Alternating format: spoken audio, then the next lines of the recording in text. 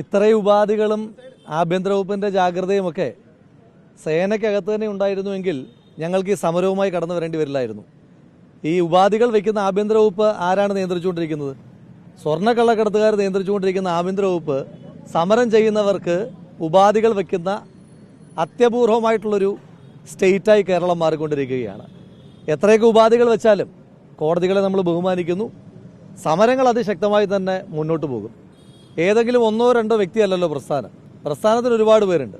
അപ്പോൾ അതുകൊണ്ട് സമരങ്ങൾ തുടരാൻ അങ്ങനെ ഏതെങ്കിലും ഒന്നോ രണ്ടോ വ്യക്തികൾക്ക് മേൽ വെക്കുന്ന സർക്കാരിൻ്റെ ഒരു ഉപാധിയും ബാധകമാകില്ല. ഈ സ്വർണ്ണക്കള്ളക്കടത്ത് സംഘത്തിനെതിരായിട്ട് അതിശക്തമായ രീതിയിൽ പോരാട്ടങ്ങളുമായിട്ട് മുന്നോട്ട് പോകും.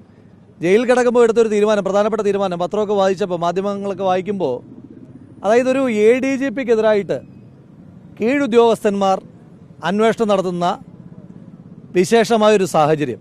ആ കീഴുദ്യോഗസ്ഥന്മാർ തന്നെ അവരിതിൻ്റെ ആശങ്ക രേഖപ്പെടുത്തിയതായിട്ട് മാധ്യമങ്ങളിലൂടെ പറഞ്ഞു കേട്ടു. തൊട്ടടുത്ത കോടതി ദിവസം തന്നെ അതിനെതിരായിട്ട് ഇതൊരു സാമാന്യ നീതിയുടെ ലംഘനമാണ്, നാച്ചുറൽ ജസ്റ്റിസ് എന്ന് പറയുന്ന ഒന്നുണ്ടല്ലോ നമ്മുടെ നിയമ സംവിധാനത്തിൽ.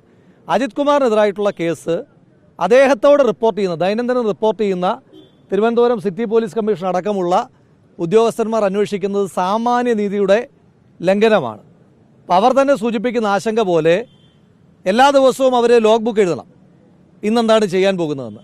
അപ്പോൾ അതാത് ദിവസം ആ ദിവസം എഴുതേണ്ടത് അവർ റിപ്പോർട്ട് ചെയ്യുന്ന മേലുദ്യോഗസ്ഥനെതിരായിട്ട് അന്വേഷണം നടത്തുന്നു എന്നുള്ളതാണ്. ഇതിനെതിരായിട്ട് കോടതിയിൽ പോകുവാൻ തീരുമാനിച്ചിട്ടുണ്ട്. തൊട്ടടുത്ത കോടതി ദിവസം തന്നെ ഈ വിഷയത്തിൽ നാച്ചുറൽ ജസ്റ്റിസിൻ്റെ ഡിനയൽ, അതുപോലെ തന്നെ പവർ കറപ്ഷൻ, ഈ വിഷയവുമായി ബന്ധപ്പെട്ട് കോടതിയെ സമീപിക്കാനും തുടർന്നും സമരങ്ങൾ അതിശക്തമായി തന്നെ മുന്നോട്ട് കൊണ്ടുപോകാനുമാണ് തീരുമാനം. സമരത്തിൻ്റെ ഞാൻ പറഞ്ഞല്ലോ, ഉപാധികൾ വെച്ചിട്ടൊക്കെ ഒരു സ്വർണ്ണക്കള്ളക്കടത്ത് സംഘം ഏതെങ്കിലുമൊക്കെ കോടതിയിൽ പോയിട്ട് ഉപാധി, നിങ്ങൾ കേട്ടിട്ടുണ്ടോ? യൂത്ത് കോൺഗ്രസിൻ്റെ സംസ്ഥാന പ്രസിഡന്റിനെതിരായിട്ട് ഏതെങ്കിലും ഒരു പ്രതിപക്ഷ യുവജന പ്രസ്ഥാനത്തിൻ്റെ സംസ്ഥാന അധ്യക്ഷൻ തലസ്ഥാന നഗരിയിൽ കയറാൻ പാടില്ല. ഞാനെന്താ അജിത് കുമാറിനെ പോലെ വല്ല ഹാബിച്വൽ ഒഫൻഡറുമാണോ? ഞാൻ അയാളെ പോലെ ക്രിമിനൽ പശ്ചാത്തലമുള്ള ആളൊന്നും അല്ലല്ലോ. അയാളല്ലേ ഈ തലസ്ഥാന നഗരിയിൽ ഇരുന്നിട്ട് ആഭ്യന്തര വകുപ്പിനെ ഭരിക്കുന്നത്. അയാൾക്ക് ആഭ്യന്തര വകുപ്പിനെ കൈയാളുന്ന പോലീസ് ഹെഡ്ക്വാർട്ടേഴ്സിൽ ഇരിക്കാം. അയാൾക്കെതിരെ ന്യായമായി ജനങ്ങൾക്ക് വേണ്ടി സമരം ചെയ്ത എനിക്ക് ജില്ലയിൽ പ്രവേശിക്കാൻ പാടില്ല എന്ന് പറയുന്നത് ഒരു വിചിത്ര നീതിയാണ്. എന്തായാലും കോടതികളെ ബഹുമാനിക്കുന്നു, പക്ഷെ അതിശക്തമായി താഴെ തട്ടോട്ടുള്ള സമരങ്ങളുമായിട്ട് മുന്നോട്ട് പോകും. ഈ കേസിനകത്ത്, ഈ വിഷയത്തിനകത്ത് മുൻകാലങ്ങളിൽ നമ്മൾ സൂചിപ്പിച്ചതുപോലെ വിട്ടുവീഴ്ചകളില്ല. ശക്തമായ സമരവുമായി മുന്നോട്ട് പോകും. അതോടൊപ്പം തന്നെ ഞങ്ങളിപ്പോൾ നമ്മൾ സമരം ചെയ്യുമ്പോൾ ഈ ധാർമ്മികതയും മൂല്യങ്ങളും ഉളുപ്പുമൊക്കെ ഉള്ളവരെ രാജിവെക്കുകയുള്ളൂ. ഈ സർക്കാരിൻ്റെ ആരെങ്കിലും ഭാഗമായിട്ട് നിൽക്കുന്നവർ അങ്ങനെ എന്തെങ്കിലും ചെയ്യുമെന്നുള്ള ഒരു തെറ്റിദ്ധാരണ, ഒരു മിഥ്യാധാരണ ഞങ്ങൾക്കില്ല. അത്രയ്ക്ക് ഉളുപ്പില്ലാത്ത ആളുകളാണ്. അതുകൊണ്ടാണ് പറഞ്ഞത് അജിത് കുമാറിനെതിരായിട്ടുള്ള കേസിലടക്കം കോടതിയിൽ പോകുവാൻ തീരുമാനിച്ചിട്ടുണ്ട്.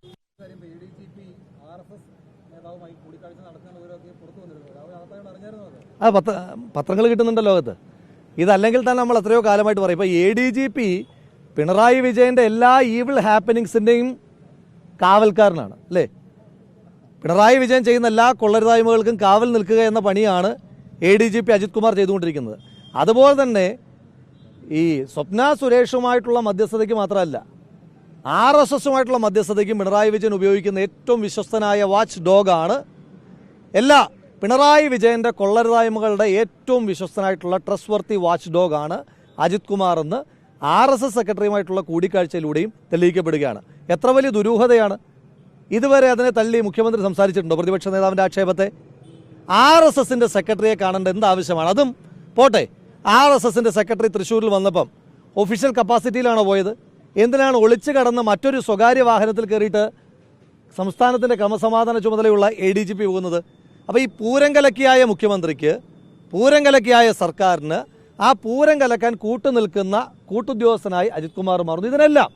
ഇതിനൊക്കെ മറുപടി പറയാതെ ഇവരെവിടെ പോകാനാ? ഇതിനൊക്കെ ചേർത്ത് മറുപടി പറയേണ്ടുന്ന ദിവസങ്ങൾ വിദൂരമല്ല എന്ന് മാത്രം സൂചിപ്പിക്കും.